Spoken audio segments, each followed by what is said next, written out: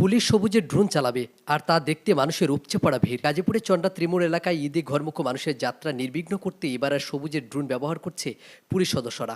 এবার আর সবুজকে এখানে দেখা যাবে না।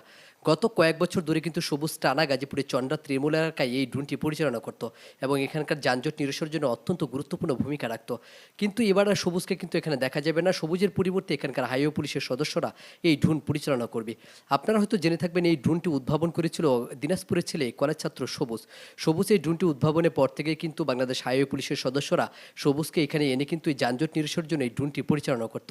কিন্তু গত কয়েক বছর কিন্তু সবুজকে এখানে দেখা গেল, এবার আর কিন্তু দেখা যাচ্ছে না। কলেজ ছাত্র সবুজ এই ড্রোনটি তৈরি করা হয়েছিল জমিতে কীটনাশক দেওয়ার কারণে, কিন্তু এই ড্রোনটি পরবর্তী সময় ব্যবহার করা হয়েছিল হাইওয়ে ট্রাফিক পুলিশের যানজট নিরসনের জন্য।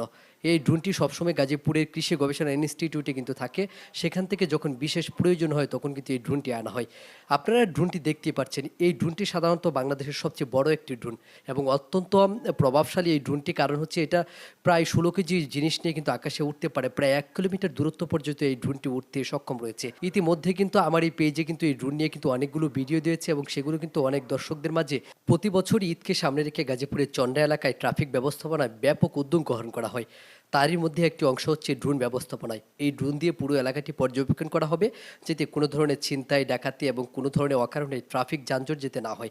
কারণ এতে করে দেখাচ্ছে যে এই ড্রোনের মাধ্যমে তাৎক্ষণিক এখানকার থেকে ব্যবস্থা নেওয়া হয়েছে, যেটা হয়তোবা অনেক পুলিশ সদস্য গিয়েও করতে সম্ভব হয় না। তো এছাড়াও কিন্তু এই ট্রাফিক পুলিশের পক্ষ থেকে কিন্তু ব্যাপক উদ্যোগ গ্রহণ করা হয়েছে। হাইওয়ে পুলিশ ইতিমধ্যে 4-5টি পদক্ষেপ রেখেছে, যাতে কোনো ধরনের যানজটের ভোগান্তিতে যেতে এবার গড়মুখ যাত্রীদের পড়তে না হয়। আপনাদেরকে যে বিষয়টি বলছিলাম যে এই ড্রোনটি আসলে যে তৈরি করা হয়েছিল, সেই ছেলেটি হচ্ছে একজন কলেজ ছাত্র। তিনি লেখাপড়ার পাশাপাশি কিছু এই ড্রোনটি তৈরি করেছেন এবং এই ড্রোনটি তৈরি করতে তার 4 লক্ষ টাকা খরচ হয়েছে এবং সম্পূর্ণ টাকাটাই এই ফান্ডিং করেছে বাংলাদেশ কৃষি গবেষণা ইনস্টিটিউট গাজীপুরের যে শাখাটি রয়েছে সেই শাখার মাধ্যমে।